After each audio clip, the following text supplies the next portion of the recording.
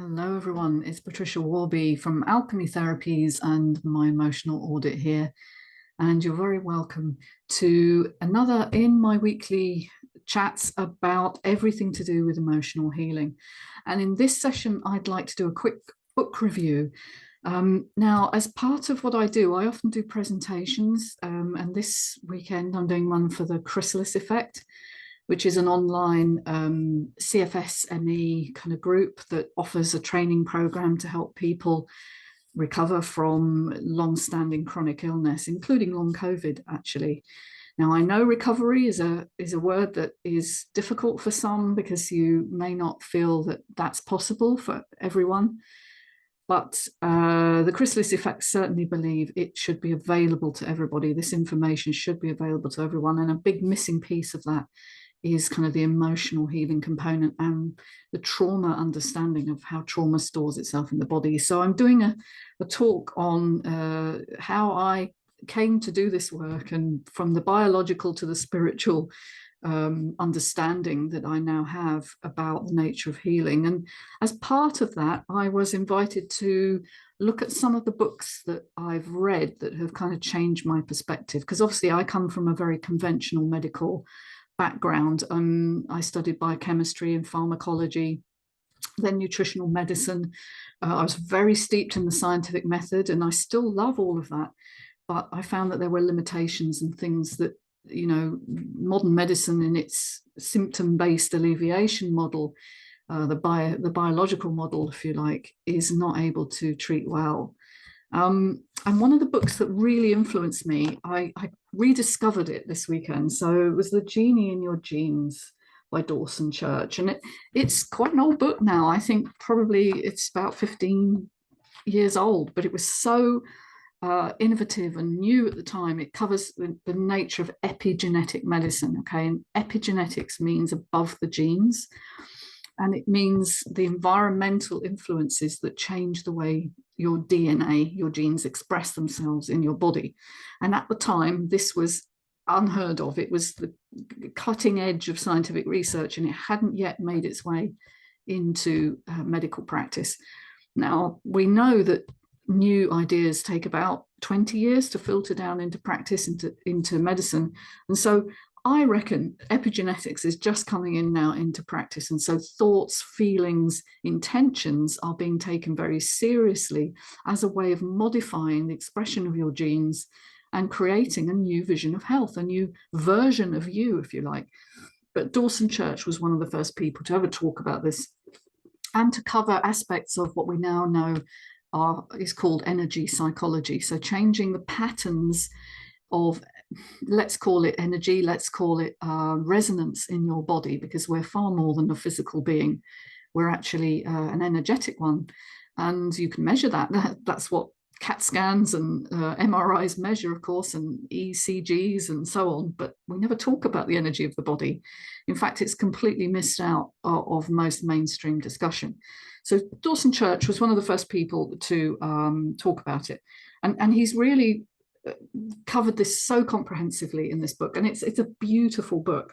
It feels beautiful. It's reassuringly dense and heavy, but the text and the pictures make it very readable. And I just loved it, and I realized there was so much in it, and I started to make more notes again and kind of get more insight into some of the understanding that's kind of changed me and my practice. So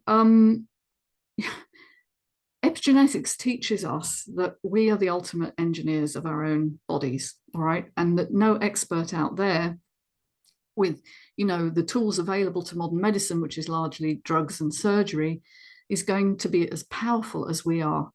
But most people are not taught this understanding, and so they tend to think of themselves as powerless and subject to the whim of medical tests and medical diagnoses. And this book shows you very clearly that you have the power to change that. You do need certain tools and techniques, and you need a certain understanding and a certain trust in that. But he shows you a lot of the research, and in fact, fully the end of the book covers an awful lot of research. It's very, very, very well referenced. So this isn't a book just about, you know, new age ideas, you know, coming from the mind of one person. This is fully scientific. But what I loved about it is that it really makes sense of what I call the gene conundrum. So around the time of this book, well, a bit earlier, let's go back to 2001. Let's cast our minds back to just turn of the new millennium. Scientists were engaged in something called the Gene Project, where they were trying to work out the entire genome, the genome of the human body. And once they found the entire genome and mapped it and sequenced it, the belief was that we would be able to eliminate all diseases because we would have the code for that disease. All right, so it was a very materialist, very left brain, very sort of reductionist idea that once we had this, we could fix it and then we could cure it. Very much like I was talking about last week with the way that the cognitive brain lures us into thinking that we're going to fix the problem. But that was the scientific consensus at the time, was that we were going to find the entire code of human DNA, find out how we are the way we are. And then once we'd mapped it, we could design drugs and design interventions that would target that specific gene or combinations of genes. And then, oh dear, what happened was we found that we had less than a fruit fly. And or was it slightly more than a fruit fly? But anyway, it was a lot less than we expected. We expected about 200,000 genes. And what we found was about a tenth of that. And some lesser species had a whole lot more. And so that threw a big spanner in the works and really shocked people, because they weren't sure how we could express the degree of complexity that we show as a human species in such a small number of genes. And it just didn't make sense until you understood that the genes are merely the blueprint, and actually how they're read, how they are translated into proteins, is what constitutes the complexity. And so that's what epigenetics is. And now when I talk about the environment, I don't just mean, you know, the world you live in and your experience out there. The environment is also what your cells are bathed in, and the kinds of thoughts and feelings and interpretations that you're making of the world. So if your vibration is one of a victim, you know, I've had all these difficulties, my life is not working out as I planned, I feel so sad, I feel so limited, then that is the readout that you're going to get. You're going to get expressions of genes that degrade and break down your body. And so expect certain chronic illnesses to arise from that. If, on the other hand, you kind of do some work and you come to the feeling that you are precious and that you belong and that you are lovable, that changes the gene expressions to one of repair and renewal, and helps break the cycle of a slow degradation as we age. And so Dawson is really talking about that, but he's going into the real scientific nitty-gritty. So he's talking about genes being malleable. In fact, that's one of the chapter titles in his book. And that this mind-body connection, scientists have now found that there's more information coming up from the body to the brain than there is coming from down from the brain to the body. So it's more of a bottom-up process than a top-down one. And he was also talking about how past experience, trauma, as we now know it, gets buried in the body through the sort of memory, if you like, of the cells and the emotions that kind of switched on certain genes or switched off certain other genes.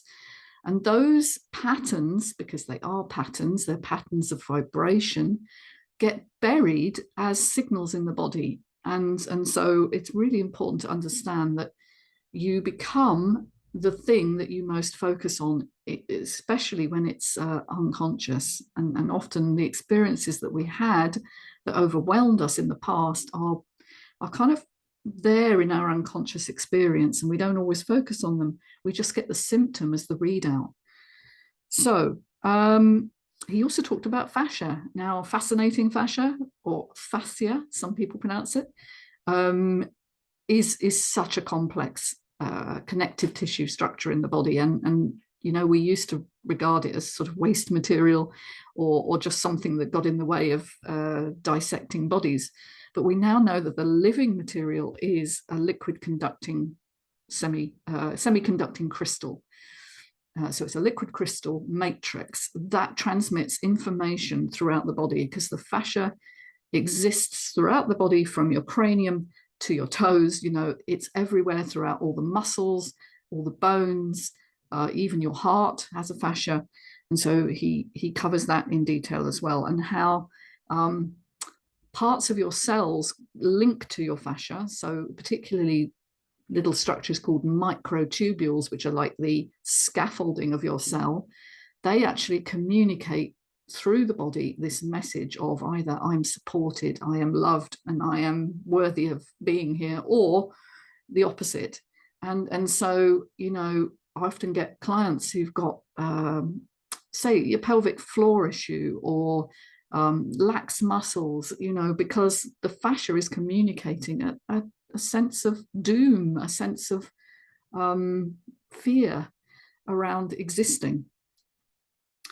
So I love that he covered that in detail. And the microtubules are fascinating too, because we believe they're a quantum structure, that they exist in two different states at any one time. And I'm not going to get into quantum physics here, but the quantum world is very strange indeed. And we used to think it didn't exist in the human body, and it was just for quarks and all those other strange little subatomic particles that physicists keep talking about. But in actual fact, we are a quantum universe of our own inside. So microtubules are one way in which the body communicates in a quantum fashion, by this sort of instant switching on off and entanglement as well. He also talks about the body piezoelectric. Okay, so touch, the power of touch, not only to communicate safety or, you know, soothing or love, is also a direct message through these sort of piezoelectric, means touch converted into electrical signals. Okay, that's what it is. And so electrical signals then pass through your body and up into your brain and communicate. And that's why touch-based therapies, somatic therapies, are often so helpful. Things like massage or craniosacral work or havening, which is one of the ones I tend to use. He talks about and shows the scientific evidence for magnetic and also electromagnetic fields around the body, and the polarity of the body, and how, you know, you're more positive at the top and negative at the bottom. And, you know, the left and the right also have a polarity. So that's very, very fascinating work, actually, looking at the kind of fields around the human body. The human heart is a massive field that expands for perhaps, you know, it's measurable for, you know, 6 to 8 feet outside the body. But you can certainly enhance your heart's magnetic field by heart-based connection, by feeling connected and loved and cherished by others and also by yourself. And you can learn to train your heart field as well. That's the basis of HRV, or heart rate variability. Loads to cover on that. He doesn't go into detail, but he does cover it, HRV. And it's also in my book, The Scar That Won't Heal. Consciousness medicine, okay? So the state of your consciousness, right? First of all, what do we mean by consciousness? Consciousness is not just being awake, okay? It's not just, I'm not asleep, so I'm conscious. We're not talking in that sense. We're talking about self-awareness. Now, as far as we know, we're the only species that has that self-awareness, but that's only as far as we know. But the great thing about consciousness is that it not only witnesses reality, it changes reality. And that, again, is a quantum understanding. And it comes from experiments looking at electrons and finding that electrons can behave either as a solid thing, a particle, or an electromagnetic wave. But it is the act of observation, it is the interplay with conscious awareness that someone is measuring or witnessing that changes its experience. And so if you're looking for a particle, you will find a particle. And if you're looking for a wave, you will find a wave. And so this is very, as I said, very weird, the very weird world of quantum physics.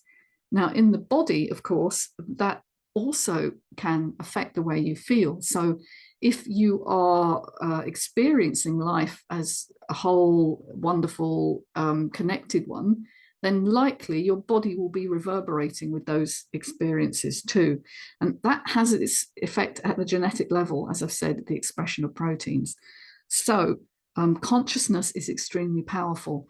And coming into an awareness of yourself as part of a unified whole, you know, that we're not all individuals in competition with each other, struggling to kind of prevent aging and avoid all the difficulties of life, and it's a sort of dog eat dog kind of world, is a form of consciousness that drives sickness, it drives anxiety, and it drives this constantly escalating, busting health bill that we're seeing in most Western countries, because people are not designed to be isolated. We're designed to feel part of something bigger. That's what religion did for us, you know, up until it became, you know, old-fashioned and people weren't so interested in religion. Science tried to take over, you know, 200 to 300 years ago. Science was the dogma that, you know, would make religion obsolete.